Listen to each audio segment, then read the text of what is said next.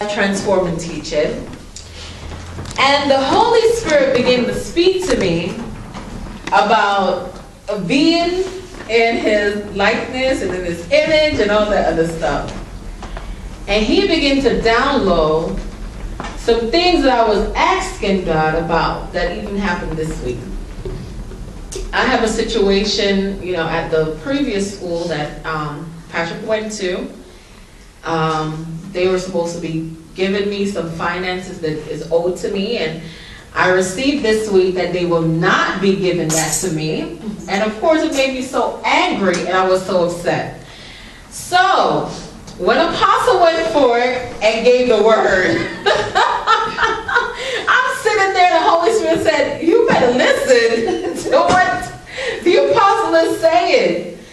And I was convicted, but at the same time happy, because it brought us back to life transforming teaching, how when you get upset and when you do think you could be stuck, then you don't get to do what God is asking you to do.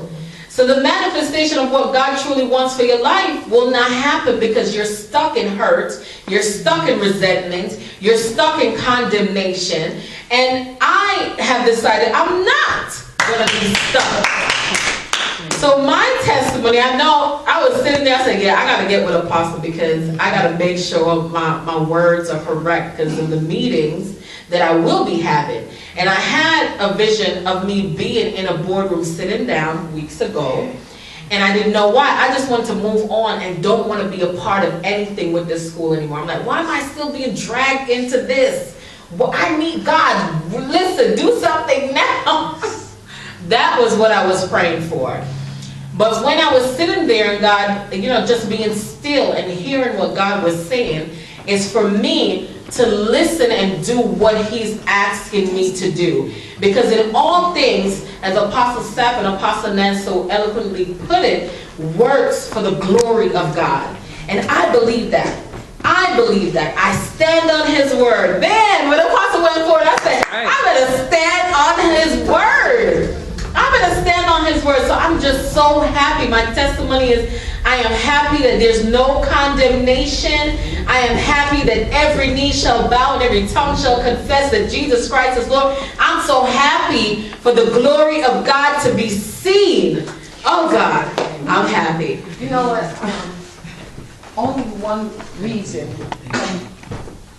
Any place we're at that we feel stuck. When we look and see we've done the best we know how. Then we step into, okay, God, now what is it that you want to go on in this? Because every single thing is for His pleasure. It really is. And it's for us. It's for our transformation. Our transformation. He comes forth. Lives are touched. Lives are changed because they see Jesus. See, Jesus was crucified and put up high. Why should He be crucified and put up high? That everyone that looks and see Him can be drawn unto Him, and all men be drawn. He said, if I be lifted up, I will draw all men, means draw all men to what the Father says should go on. So I'm excited. I'm so absolutely excited because it's about them getting to see Jesus and love. Yeah. So you're going to be there for until God says, they got it. They got to see the Jesus in you. That when you leave there, their testimony. The testimony, remember, the testimony will be, they will testify for you. They will testify for you. So I'm so excited. Yes. I have a testimony. Oh, yes, please, yes. Everybody, please make sure you get in front of that camera. Hallelujah. Giselle too. I had a testimony because I joined Backtrack. It's been a while because I haven't joined it since so long. And as you can see, a few days I'm going to be running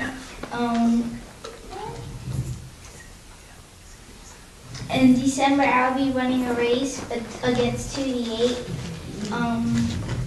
the women's games. Colgate. And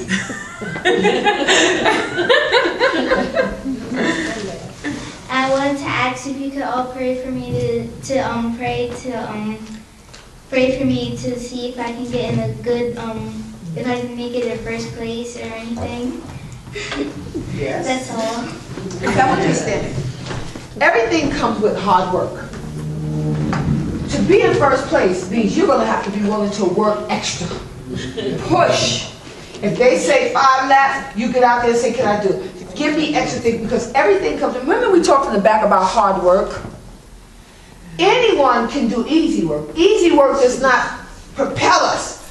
Boomerang is like you jump on those boomerangs and you go like, poof. Anything that's easy for us does not make us. It doesn't make us.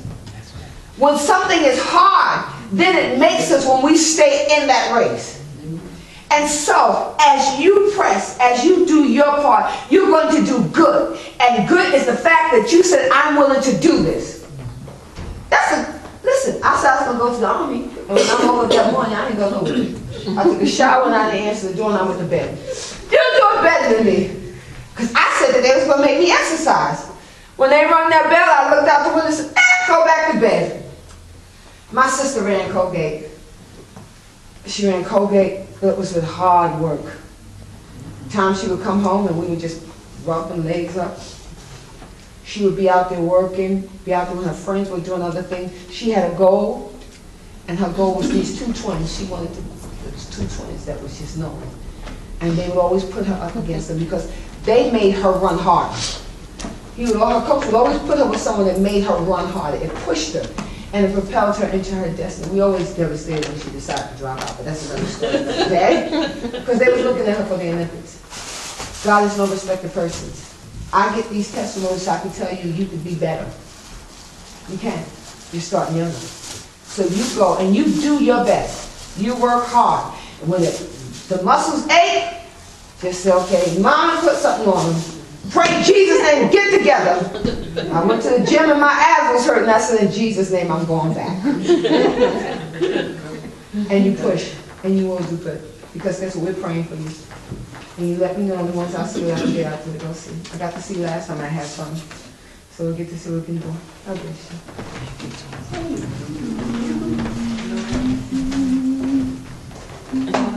Anyone else want testimony?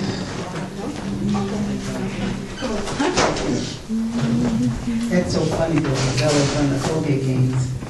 When I was walking to the bank, I actually ran into the person that runs that and he said, hey, you haven't worked for me in years. I said, did you look at the 2 of our ages? And I said, well, you know what, if you send me a schedule, I'll try and figure out. I said, but I don't think I'm gonna be in New York when the games are going. And so, I bless you. You can do it. I said, but I do want a t-shirt. So he said, he'll give me a t-shirt. And so my testimony this week is, I was very bad. I wouldn't go and do a lot of physical exams. But I did go, and my doctor said, please. And so I went and I had my mammogram, I had the sonogram on my abdomen, and so the abdomen and all that stuff came. My kidneys are good. I got a great report on that. She said, oh, your liver's a little large, but that's expected when you're obese. And so but then I get this other call and she says, they just want to do a sonogram on your breast and see, could you what? And I said, well, you know what? I'll pray about that. And so I thank God for that testimony, but my real testimony, that's a good testimony because I'm in health. And then Apostle said, was talking to me, and I said, and plus I guess I need to go do the sleep apnea.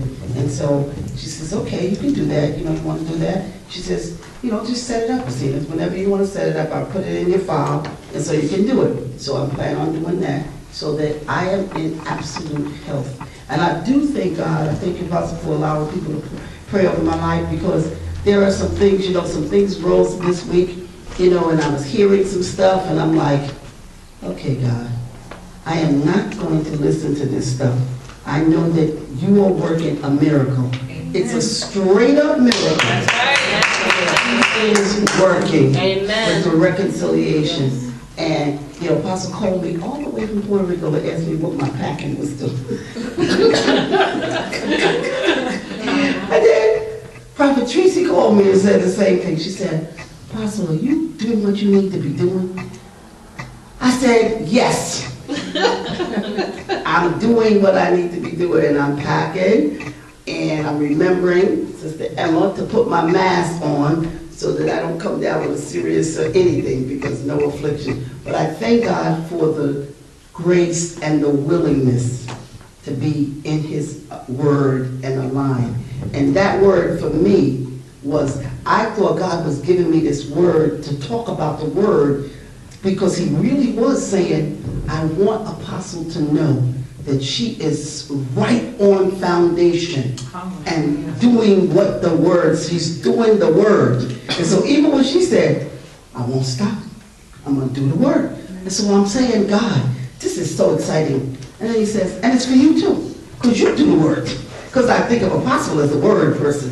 She's like, really? I'm like, the word, the word, the word. And so when He gives me the word, I'm like, okay, God, you gave me the word. But I am thankful for what God is doing. I'm thinking that I'm now, pray for me, because I'm doing my 3rd round of HCG to drop the rest of the weight. Yes. You gonna do it. Praise God. So I thank God for my family, and yes, Apostle, I am working, because, and let me tell you, God will take a whole building. He took Willoughby Walk and made them start working on air-conditioned vents and outside the building to make me have to do what I needed to start doing.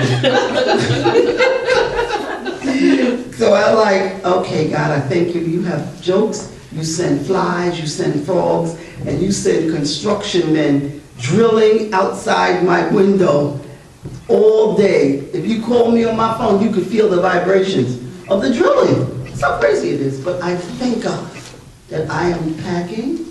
I'm going to be actually moving in with Erica for a brief period of time, because it doesn't make sense for me to go down and get a luxury apartment and Erica lose hers. That wouldn't be wisdom, and that wouldn't be God. What kind of Jesus would that be? He said, if you tell somebody they need a coat, oh, you'll be warm, and don't give them a coat, you're in sin. See, because I understood this word, Apostle. When God began to talk about, if you know to do right and you don't do it, you're in sin. You know how many people say, oh, I know God got a call in my life, but I'm not doing that now. I get a little bit crazy now, because He blew that up for me this week. He's been like, you got to tell. And somebody called me last night, they were hysterical, because they said, you know, why aren't the churches preaching this? She was serious. And so I thank God for this church. I thank God for the truth. And I thank God for my testimony that I am in health. I'm not afraid to do the mammogram. I'm not afraid to do the sleep apnea. I will do whatever test, because they're all coming back negative. That's right. Amen. Said that. I'm going to share with us. Sometimes God allows things to hit our doorposts, so it will give us a greater compassion when things happen to other people. He really does. Sometimes, unless it hits, let me just give an example, and I'll talk about me. I don't have certain compassions for certain things, or my compassion was very limited. Because God should be able to do this. And Prophet Williams, come here.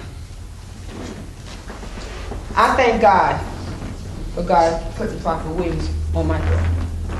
Because I was so wrapped up in what God should do and what people should do. And I'm spewing out what God should do. And I'm spewing out things until God blessed me with you in my life. When things hit my doorpost, my tongue, and my strictness of God, I got more compassionate. I got much more compassionate. And so remember we say all things? I used to laugh at people how they would look. They wore certain things. I used to talk, and on YouTube I would talk about me. And then Prophet Williams said something to me. And so, Apostle, I used to wear certain things, and I went out in the streets, and you couldn't tell me I didn't look good. When she said that to me, it hit my doorpost. I now had to backtrack my self-righteousness and my overzealousness to have to say, God, forgive me, because you in my life.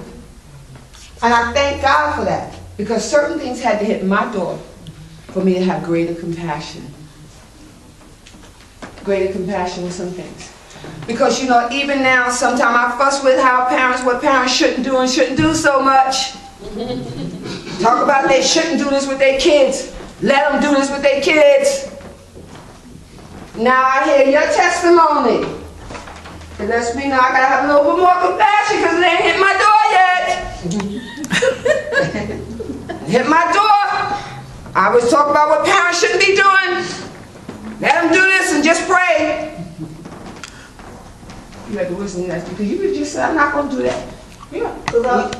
So we get wisdom, even apostles. We get wisdom for more compassion for other parents. Y'all know, apostles all across the board. Do I take sides? Nope. I learned more compassion because of you in my life. When it came time to even immigrants being in the country, I had a mean, stiff way. Thinking things should be done. But God blessed me with wonderful individuals that's working harder than some of us is here. We get public assistance too much. And so, I thank God. I thank God when the McMurrays came in my life. I learned how to do some stuff. And my mother would say, all you gotta do is wait. Every bird that fly high comes for a landing. And in my life, that had to happen. I talked about people that lived in the projects. I wanted to sleep on my girlfriend's couch in the projects, and they drank all my Coke, all my Pepsi, and would put water in it. And then I wake up, I couldn't say anything because I had to sleep on their couch. And I had to sleep in the very projects that I laughed at people with. And so, that's how you know you can come to this house. Anyone can come to this house because we know how to move with compassion with anything. We learn from all of our experiences. I thank God for Prophet Williams in my life, for when she made that statement, I had to step back. Because I would do things, I would look at people, I would laugh, I would say, why would they do this? Until she said something to me. And I had to say, Father, forgive me. I didn't know any better. And you had to let me know, Harry, the way you fussing with Thomas, and I was like, I don't understand. I went half a block and the Lord said, she right. Thank God for the killer, I had to walk him. Couldn't hear standing right there, I had to go walk a dog around the corner. Y'all everyone in this ministry, keep telling me stuff. Keep letting me know stuff, because I'm always going to sit back. Well, I didn't even have to say, I asked God. I just said, put on the shelf. God said, since you ain't said have to have, I'm going to talk to you real quick. And so because now, as I'm maturing with the Holy Ghost, things now when they come, I don't have to ask Him because as I'm growing and my junk and getting off of me, I ain't got to ask Him because the Holy Ghost jerked me real quick. Like I don't have to ask about, will I go back to Puerto Rico? Yeah. Or will I go back? I'll go back differently. Yes. Yes, I will go back to Puerto Rico. But I'll go to Puerto Rico with a whole different game plan. Did I like it? Yes. Did I learn some lessons? Yes. Did I have to call the business of people? Yes. I'll go on a different boat. So I will go back to Puerto Rico. God bless y'all. Thank you for joining.